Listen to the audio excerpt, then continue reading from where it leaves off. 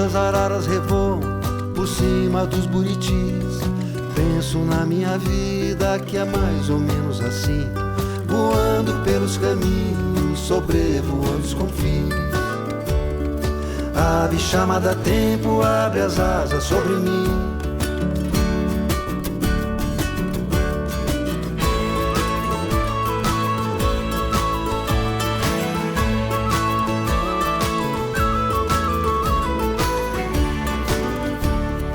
Quando os malungos se encontram sobre as abas dos chapéus e desfiam histórias daquelas que não têm fim, serenamente me sinto no céu entre os querubins. A ave chamada tempo abre as asas sobre mim. E assim, oficialmente, a gente começa o quadro da sua casa deste sábado. Vamos hoje praticamente fazer uma viagem no tempo, contando a história do município de Coronel Vivida. Estamos na comunidade de Linha Palmeirinha, onde nasceu, propriamente dito, o município de Coronel Vivida, lá nos anos de 1940, já quase alcançando o seu ano centenário. Aqui, várias imagens que mostram, inclusive, o primeiro hotel da região, em 1951, da família Ferri, que é onde estamos, nesta propriedade, aonde abrigou a família e tantas histórias que a gente passa a contar a partir desse momento. O professor Luciano Ferri está com a gente para contar essa história. Estamos num local onde você olha, conta um fragmento de tudo aquilo que aconteceu até agora, 2025, onde vivemos um mundo tão tecnológico, com tantas ferramentas disponíveis, que tem tornado a vida, eu diria, um pouco mais prática. Mas para chegar até aqui, tem que ter tido o início, não é mesmo, seu Ferri? É mesmo, Jonas. Como é que surgiu essa ideia do senhor formar esse local tão rico de cultura e história? Eu estudei em Curitiba, colégio interno, década de 50, porque aqui não tinha estudo, e depois estudei no Rio Grande do Sul, Santa Maria e Porto Alegre. E acabei me formando em filosofia e jornalismo e depois fiz especialização, mestrado e o curso de doutorado em antropologia. Antropologia. E fui 32 anos professor de filosofia da Educação e Antropologia na Universidade Federal de Santa Maria. E o antropólogo, ele lida com a cultura. Então você sabe, né, Jonas, e nossos ouvintes e telespectadores sabem, os utensílios, as coisas úteis, daí vem utensílios. Elas têm valor enquanto a gente usa. Certo. Depois a tecnologia avança, vira sucata.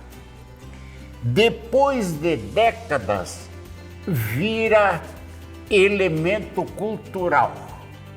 Então aquilo que foi útil foi jogado de lado, a maioria perdido, e depois ele se torna um artefato que conta a cultura passada. E eu me aposentei em 98 e voltei para cá, que é a minha terra natal, e sempre tocava meus negócios, mas tinha uma ideia de recolher utensílios que contem a história e a cultura da colonização da nossa região, município e região. E estão aqui os utensílios. 20 anos recolhendo em pequenos agricultores para que não se perdesse. E assim foi.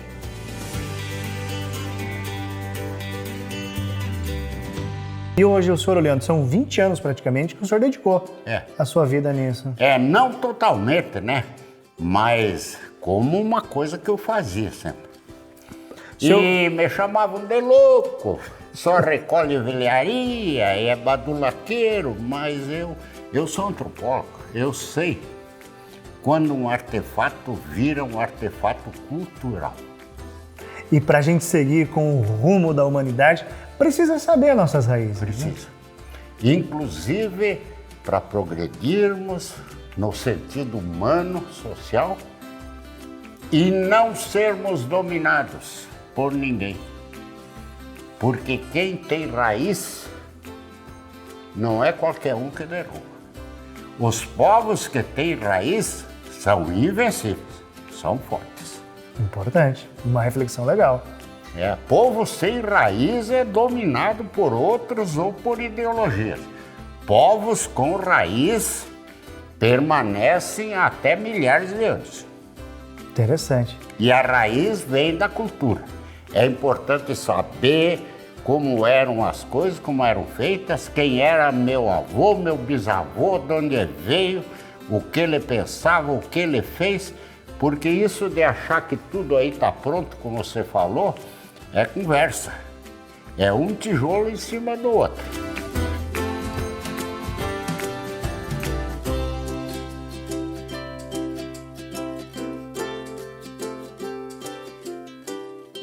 Eu tentei, da época industrial, o que era utilizado pelos colonizadores colonos, alemães, italianos, índios, tropeiros, para conservar. Hoje em dia você encontra gente com quase 40 anos que nunca pregou um prego e não conhece martelo. Entende? Veio tudo martelo, né? Veio martelo e no lombo de um cavalo, né? No lombo do cavalo. Aí tem o recanto dos tropeiros, aí com a trempe que faziam.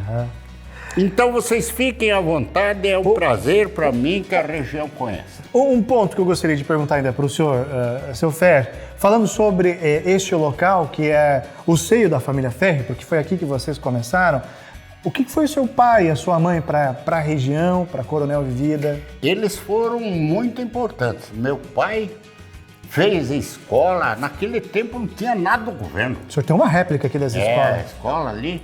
E a primeira casa lá onde eu nasci, vocês podem ver. A gente está vendo nas imagens da minha lá, né? mãe, da década de 50, que era para atender quando o rio Chupim não dava passo na balsa, porque enchia.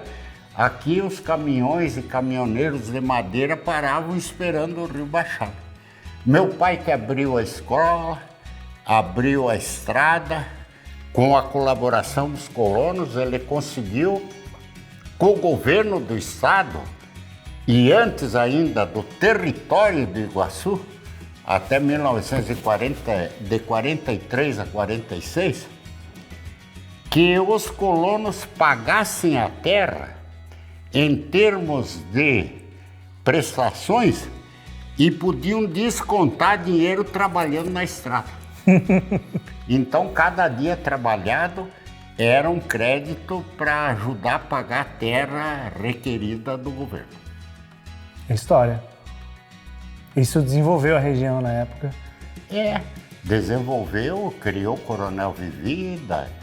E Pato Branco naquele tempo era mais ou menos uma dúzia de casas de madeira.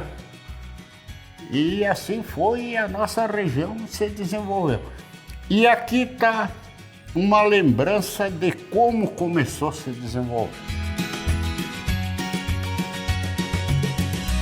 Para a gente fechar e agradecendo a sua gentileza de abrir esse seio de cultura, olhando para aquela câmera, seu Ferri, a sua mensagem como professor, antropólogo, para quem ainda precisa, de repente, um conselho do senhor para a vida, um conselho para seguir adiante, um conselho para se encher de cultura, assim como o senhor é, seu Ferri. Eu não vou dar conselho, mas eu vou dizer uma experiência de vida, de estudo, estudei a vida inteira. A única matéria-prima que nós temos é o tempo. E as pessoas vivem conforme o seu tempo. Não adianta dizer, meu avô era ignorante, por que não comprou um lote no centro de Pato Branco? Era outro tempo. Tinha que produzir para comer e tudo isso aí. Então, valorizar o tempo e saber que a cultura supera o tempo. O que hoje é um utensílio, amanhã vai ser dispensado. mas no futuro vai adquirir valor cultural. Obrigado, Tá seu certo? Fé. Tá Prazer. certo. Fala. Seu Fé, você conversando com a gente, contando essa história maravilhosa. E eu convido você, ainda não é aberto todos os dias, o seu Fé se desdobra às vezes para vir abrir e mostrar para as pessoas essa riqueza. Eu que adoro histórias, estou fascinado com este local e desejo para você um final de semana maravilhoso. O quadro na sua casa volta semana que vem com muita história. Semana que vem também a gente está preparando um quadro maravilhoso, assim como foi o de hoje. Também com fragmentos da história e que moldam a nossa vida de hoje. Aproveite bem o seu sábado. Segunda-feira a gente está de volta com o Repórter Cidadão e mais histórias sábado que vem. Me perdoe os novos tempos, com seus reinos virtuais,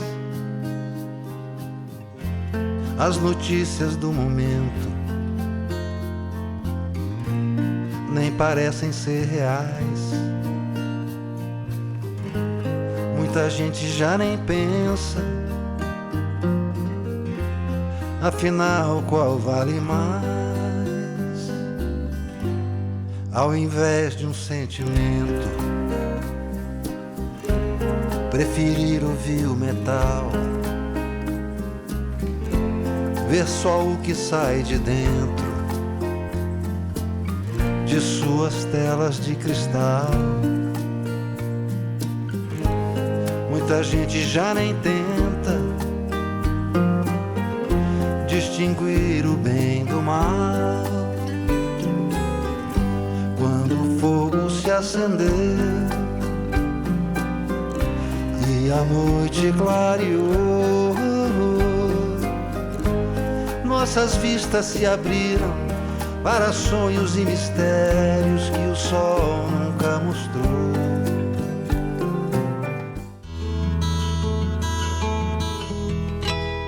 A Incas Condimentos faz parte da vida das pessoas nos mais diversos momentos. São mais de 3.000 itens de qualidade que garantem sabor e autenticidade para suas receitas. Conheça nosso catálogo que vai desde temperos até linha elétrica, hidráulica e festas. Na Incas, a tradição se encontra com inovação e a qualidade, sendo a essência de cada ingrediente que colocamos em sua mesa.